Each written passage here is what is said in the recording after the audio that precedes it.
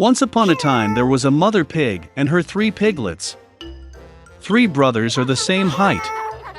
Round, pink, with the same funny tails. All summer the pigs played in the green grass, basked in the sun, basked in the puddles. But then autumn came. One day my mother said that it was time for them to think about winter. She asked them to build a big house. The younger brother said that winter is still far away. The middle brother said that he would build his own house when needed. And the older brother decided to build the house himself. The younger and middle brothers did nothing but play their games. It got colder and colder every day. The younger brother decided to build a house out of straw. The middle brother thought it would be very cold in the thatched house in winter. He decided to build a house from twigs and twigs. By the evening their housing was ready. They were very proud of themselves and could not get enough of their buildings. Now they were free and could do whatever they wanted. They decided to go to their older brother and see what kind of house he had built for himself. The older brother was busy building. He applied stones, kneaded clay and slowly built himself a reliable, durable home. The younger brothers found their older brother at work. They were very surprised at what kind of fortress he was building. The elder brother calmly continued to work. The younger and middle brothers began to joke and laugh at his house. They were so amused that their screeching echoed far across the lawn. The elder brother asked to be quiet because the wolf could hear them. The younger and middle brothers were amused even more. They decided that the older brother was just a coward. And the 2 brave brothers went for a walk.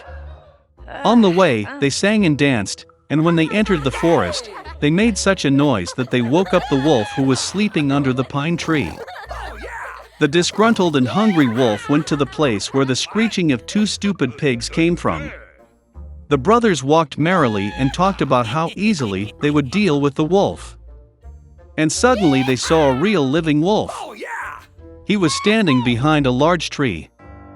He had very evil eyes and a huge toothy mouth. The brothers were so frightened that their thin tails trembled finely. The wolf prepared to jump. He snapped his teeth and blinked his right eye. The pigs suddenly came to their senses and, screeching across the forest, rushed to run away. Raising clouds of dust, they rushed each to his own house. The younger brother ran to his thatched hut and slammed the door in front of the wolf. The wolf growled and demanded to open the door. The younger brother, out of fear, could not utter a word. Then the wolf began to blow. The light roof instantly flew off the thatched hut. The wolf took a deep breath and blew a second time, and the thatch house flew in all directions. The wolf was delighted, snapped his teeth, and pounced on his younger brother. But the pig deftly dodged and ran. He ran to the house of the middle brother. The brothers managed to lock themselves up and looked at each other in dismay.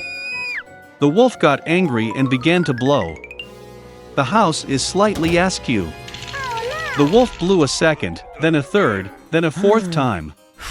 But the house was still standing. The wolf took a deep breath and blew for the 5th time.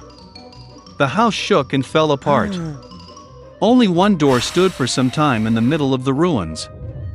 In horror, the piglets rushed to the house of their elder brother. The wolf ran after them. He was sure that this time the pigs would not run away from him. The piglets quickly rushed past the large apple tree without even hitting it.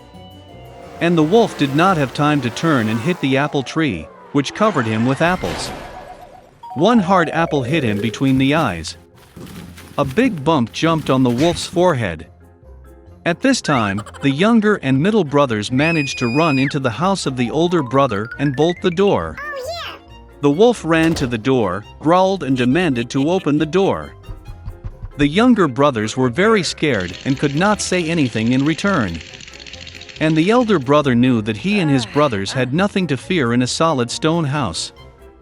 Then the wolf sucked in more air and blew as soon as he could. But no matter how much it blew, not a single stone moved. And then he looked up and noticed a large, wide chimney on the roof. He carefully climbed onto the roof and began to go down the pipe. The pigs heard a rustle. The elder brother immediately guessed what was the matter.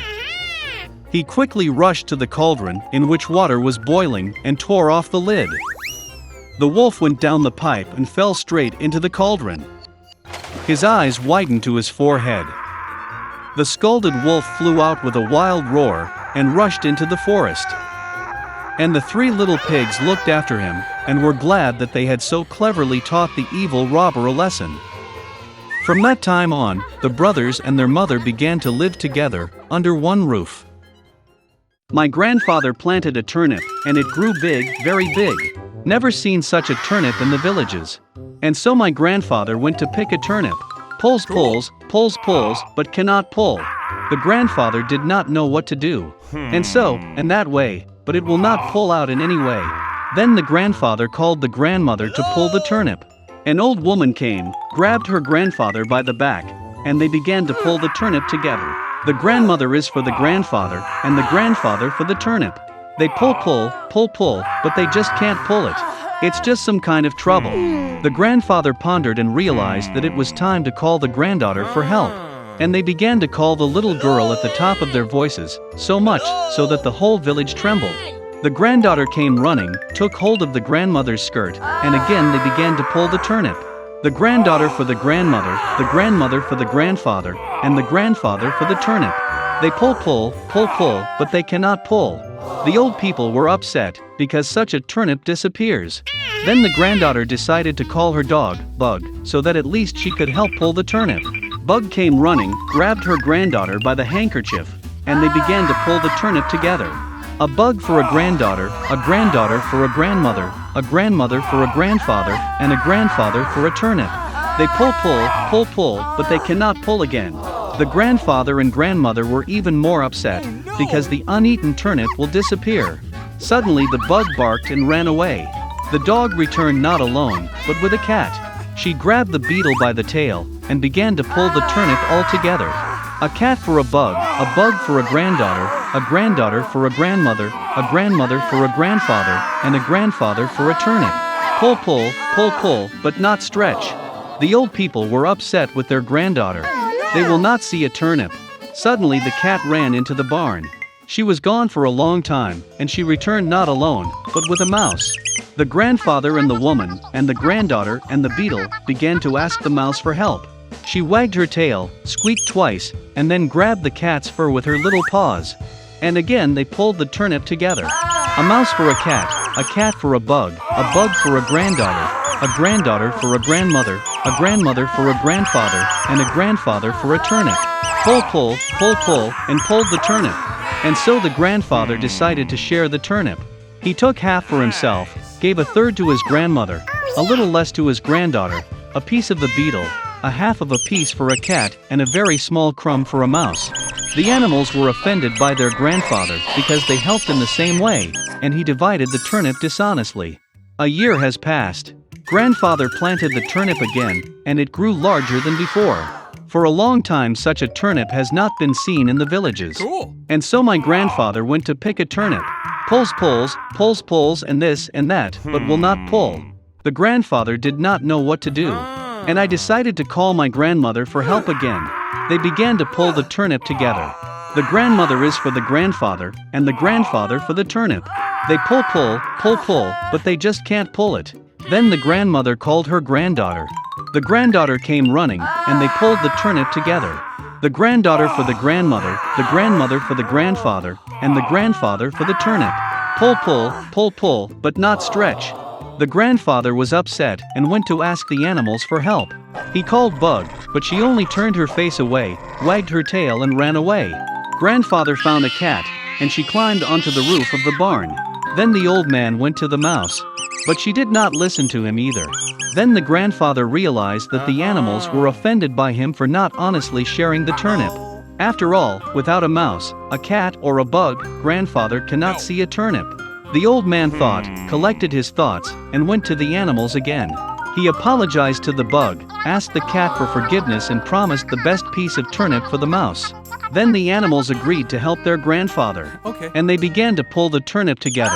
A mouse for a cat for a bug for a granddaughter for a grandmother for a grandfather, and a grandfather for a turnip. Pull, and pulled the turnip. Baba baked turnips. For a long time such delicious turnip has not been seen in the villages. And the grandfather divided the turnip equally, a piece for himself, grandmother and granddaughter. A bug with a cat and even a mouse were received each piece. Everyone was happy. So, they lived in peace and harmony happily ever after.